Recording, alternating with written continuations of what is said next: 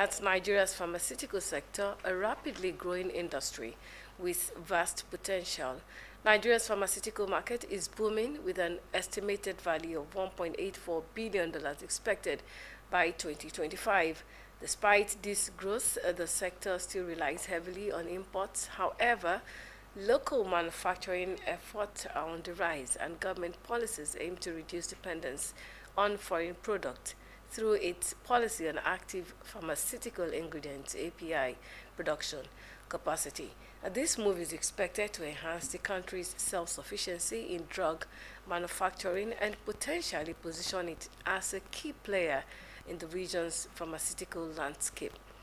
President Bola Tinubu also signed an executive order on June 28, 2024, introducing zero tariffs, excise duties, and value-added tax on imported pharmaceutical products. This move aims to revitalize Nigeria's health sector by increasing local production of medicines, diagnostics, and medical equipment. This morning, we'll be joined by the national chairman, that's the past national chairman, Association of Community Pharmacists of Nigeria, Dr. Samuel Adekola. But before that, we'll take a short break. Please stay with us.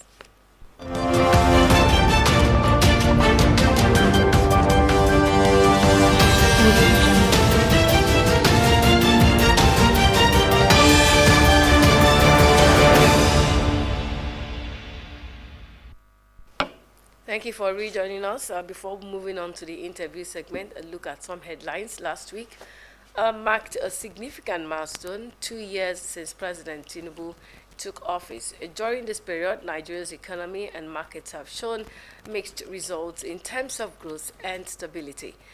Some notable developments: the Central Bank of Nigeria introduced new Sharia-compliant liquidity tools to boost the non-interest financial sector.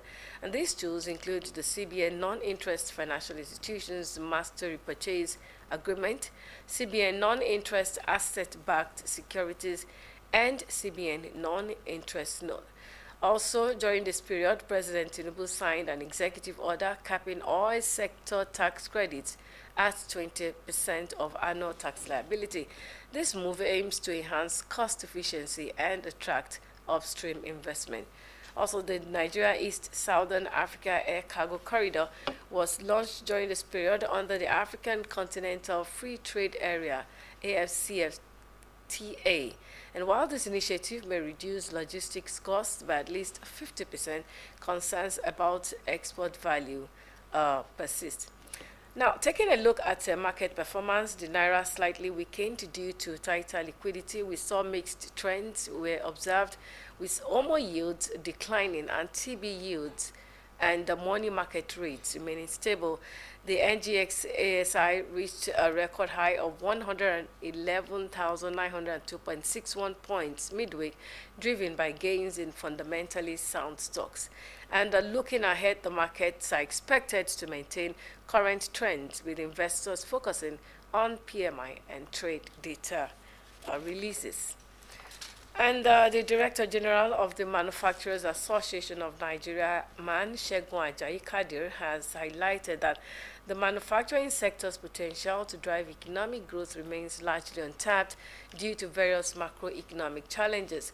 Speaking in Lagos, Ajayi Kadir emphasized the sector's importance for sustainable national development. He noted that the global economy is navigating a challenging landscape, with growth expected to slow down to 3.3% in 2024 from 3.5% in 2022. Ajayi Kadir stressed that nations prioritizing industrialization and robust manufacturing sectors have fared better in weathering global disruptions. He stressed the nation's demand. Director General identified key challenges hindering the sector's growth, including inadequate infrastructure and insufficient supportive government policies and incentives, emphasizing the need for strategic policies to unlock the sector's potential and drive sustainable growth. All right, to the oil sector, in a move aimed at regaining market share and addressing overproduction among its members, OPEC Plus has announced a significant increase in oil production for July. The group, which includes OPEC members and allies such as Russia, will add 411,000 barrels per day to the global market. The decision, made during a meeting, comes despite concerns that the increased supply could weigh on crude prices. Since April, OPEC Plus has been gradually unwinding its 2.2 million barrels per day output cuts, with the latest increase bringing the total to 1.37 million barrels per day. Analysts say the move is a strategic play by OPEC Plus leaders Saudi Arabia and Russia to punish overproducing allies and win back market share. The increased production is expected to have implications for the global oil market, particularly for U.S. shale producers who are already facing challenges due to low oil prices. And despite the potential impact on prices, OPEC Plus officials believe the market can absorb the additional barrels, citing healthy demand and low oil inventories. All right, joining us now on the program is pharmacist Dr. He's actually a pharmacist too, Samuel Adekola. He is the past national chairman, Association of Community Pharmacists of Nigeria, and this morning we'll be discussing the growth prospects and challenges facing Nigeria's pharmaceutical industry. Thank you so much for joining us on the program. Thank you. So last week you had a bit of interruption on the program. That's okay. It's part of life. Thank you so much. Yeah. Now let's begin this way. Let's take a look at factors that are driving the growth of Nigeria's pharmaceutical market. Yeah, factors. Yes, it's. Let me say that the industry is a very huge one with serious potential. And like the DG of MAN said, unfortunately, of course, you know that the pharmaceutical section of the Manufacturing Association of Nigeria is a portion of demand. So, and critical looking at the pharmaceutical sector now is largely untapped. But when you look at, you're talking about what are factors that are making it growing and very full of potentials. Yes, of course, you know the population of Nigeria is growing. So largely, the populations of the country is growing. And of course, as we're having a large population, that's also see the unhealthy population is growing. So it doesn't mean everybody that's growing in the population are healthy. So we also have very large and huge, for that matter, particularly even the aged, adult population, say from 40 up to 60. It's a very huge population in the country even now, and this is where we have a lot of disease condition. And two, there's also the issue of health literacy. There's awareness. People are more aware of their, more are being done now on health literacy. Public awareness campaign. You see several individuals, groups, association going to do campaign, doing free medical services, and in the process, disease that people are living with, which are unknown to people before now, that people suddenly die from, you understand, have begun to, surface. People are, the awareness is people are getting awareness that, I'm hypertensive, I'm diabetic, based on, on spot check of this. And so there are more, and education too is also, which is contributing in a big measure, not in a small measure, to the potential of the sector. So there are quite a number of such factors that are there that are really making the sector a booming one. Now, despite the expected growth, the sector still relies heavily on imports. What are the major challenges hindering local production? Yeah, there are too many. Of course, talking about macroeconomic factors. There are issues of, you look, talking about largely, thank God for the executive order of the president, Tinubu, on the issue of production of APIs, which in a way has been helping us. Before now, there's virtually no API production in Nigeria. So it's a major challenge. And once, which makes that every active pharmaceutical ingredients are imported. So if you don't have the actives in the country, in fact, not even the active now, we talk about even the bulk agents, even common starch have been imported to the country. So this is because, I mean, it's due to several factors. We have these factors of power is a major one. You know, industry can't drive without power in the country. So we have the issue of even finances. Cheap, I mean, labor, I mean, cheap infrastructure. Talks about the technology, you know. So all of these are there. And when I talk about funds, I was trying to talk about an experience I had in 2011 when I built up a 3-story pharmaceutical firm here in Akure. And I was thinking, oh, my vision was, okay, I want to go into pharmaceutical manufacturing. And I got a consultant from India. I paid, I do all sorts. By the time he brought me the document, the feasibility study and all the document to what it's going to cost me. By that time, 2011, he gave me $2.5 million. And at that time, compared to the exchange rate, it comes to about 400 million Nigerian money. Of course, I don't know where to run to because there is no place in Nigeria that you can run without, I mean, to say you want to get money. The only places that are available at that time, perhaps, were the commercial banks, and you know the interest rate. So for a manufacturing firm, to have, before you can begin to make profit, to pay loan, you know what it's going to take. And the money which comes in dollars in or not even so, so these are the issues. So it becomes now, to enter that industry, you have, must have at least 5 billion naira with you. That's for even the minimums, what I was talking about, the type I was talking about that time. So for a bigger player, you must have tons of tons of billions of naira. So it's a major challenge in that industry. For today, we have just barely, from the man database, they say about 120 manufacturing company in Nigeria. Compared to India, India has over 600 USD FDA compliant factory manufacturing. If you go to China, I want to say his worse, is better. Better than India. India, because China has close to between 3,000 and 6,000. Pharmaceutical manufacturing company firm.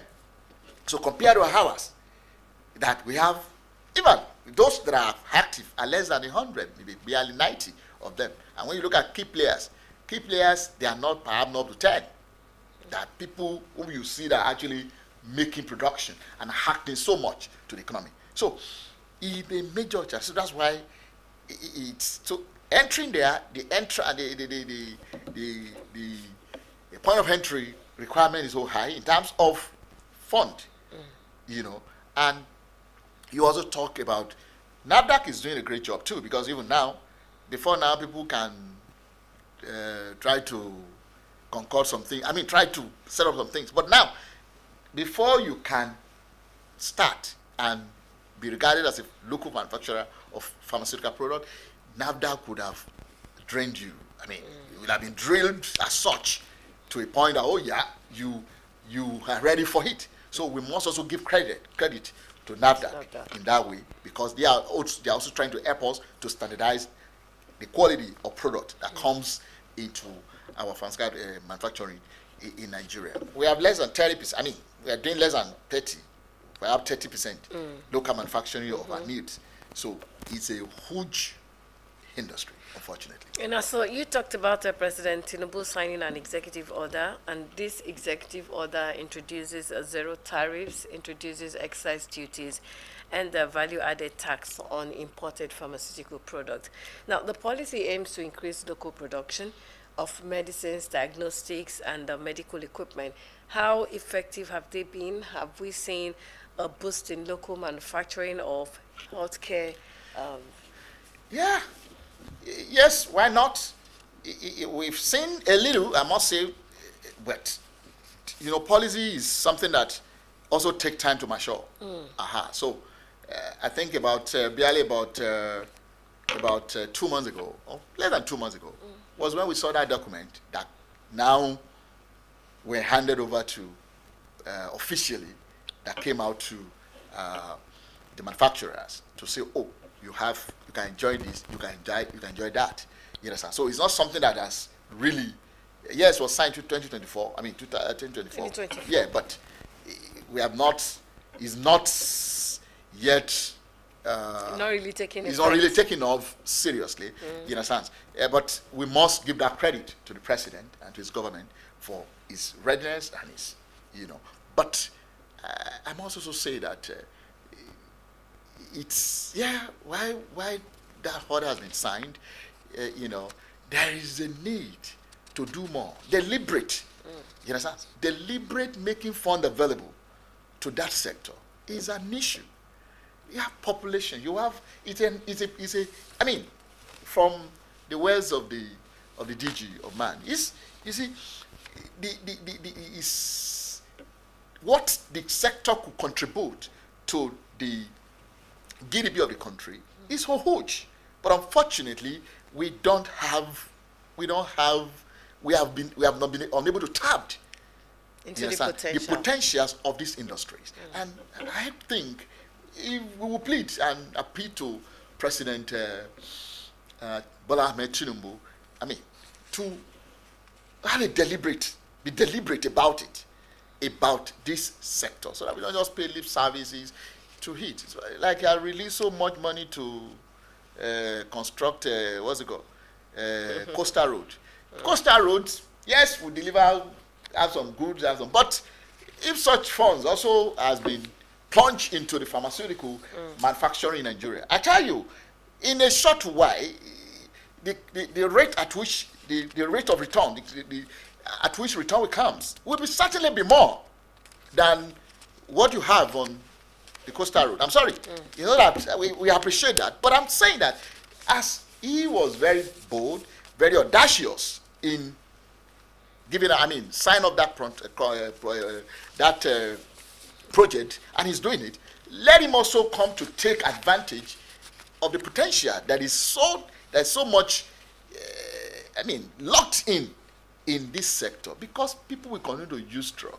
In fact, people will use their drug more than food, and that's the truth, because drug will make you to be alive than your food. There are instances we tell you not to even eat. So the potential will continue to be there, we're going to grow. So there's no doubt about the potential of this industry. Now, talking about the potentials of the pharmaceutical industries, which actually brings me to the issues of fake drugs. Yeah. Now, you've talked about the president being deliberate about funding that sector.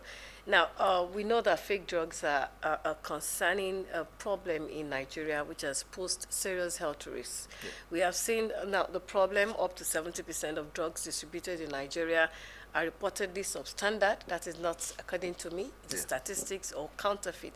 Although NAFDAC estimates the figure to be around 13 to 15%, and statistics show that these fake drugs have led to increased hospital admissions, prolonged stays, treatment failures, and even death, which equally will bring me back to the issue of APIs later. Now, commonly targeted medicines include antimalarials, antibiotics. We see people taking antimalarials over and over again, and malaria will still be there. We see people taking antibiotics. Yes, we know that people take lots of antibiotics now that leads to resistance. Yeah. Yes. Now, but what role do pharmacists play in educating patients about the risk of fake drugs and how to identify authentic medications? Well, identify authentic medications, it's a very subjective language, because I have had instances where you bring a manufacturer a product A. In those days, manufacturer of ampicillin clozacillin branded one was put on the table, the fake one was put on the table, and the MD of the company was called to identify which one is his own product. Unfortunately, it went for the fake. so telling somebody to identify fake product becomes an issue. So one sure way of fighting against fake drugs is encouraging the population, the society, to get their product from right source. In a sense, right source, sourcing your pharmaceutical product from right source. And we tell you, pharmacists who are trained, community pharmacists who are trained, who are licensed to give you, because no, for ethics reasons, for reasons and the purpose of conscience, you can be sure that out of 100, you will get 95. I mean, I'm not saying absolute 100% now, but so unlike some people who see it as an article of trade, people just pick drug from anywhere and sell it. So you want, because you want cheap products. Yeah, but how would the public identify pharmacy? Original, where to get original? Yeah, pharmacy. medications? Where you get your pharmacy, when you want to get to any pharmacy, the first thing you see from the public is you have the RS sign. The RS sign show you that, okay, this pharmacy is registered. Is licensed to dispense product, to give product. So you must go, I mean, that's one. Okay. Then when you get there, you also ask for pharmacist. Where is your pharmacist? I mean, it's a question. Because that will also help you in terms of, apart from even the product, there are things we call pharmaceutical care. You understand? Right way to use the medication. There are people who use this drug that was supposed to use, for example, ampicillin clozacillin, ampiclos. They use it after food. But in actual sense, you know, when you use after food, you are not getting any result from it. It should be used on empty stomach. For example, there's another product called azithromycin. Azithromycin is to be used on empty stomach because it will reduce its absorption. Okay. When you use it on immediately after food, the absorption will go up so much to a point that it can affect your heart. It can affect your respiratory system. You understand? Because of toxicity. Such product should be used on empty stomach. But you can only get this information from a specialist, a pharmacist. And that will take me to also tell a President Bola Ahmed Tinubu, who are just contemplating the idea of setting up today, as we speak today. I'm sorry, with all sense of modesty, there has not, in all the appointments that have been made in Nigeria, key appointment in the health sector, there has not been anywhere you have seen a pharmacist, apart from NAFDAC, which has been there before now, thank God. You want to set up a fund to look at making drug prices come down. You don't put pharmacists in charge of medication or products. So we also, it's apart from the fact that it will ensure quality, the people in other places will also learn from example. You become a role model. So I call on President Tinubu on anything you want to do about pharmaceutical, about medication, about drug in Nigeria. Pharmacists should be at the center. It should carry along the professionals. All right, Dr. Adekola, because our time is fast, but let's talk about the active pharmaceutical ingredients, production and self-sufficiency. Now, just for the purpose of education, APIs are the essential parts of a pharmaceutical product. I mean, they are the active components of a drug that produce the desired therapeutic effects, that brings relief, that makes the pain go away, the pains that we have makes them go away.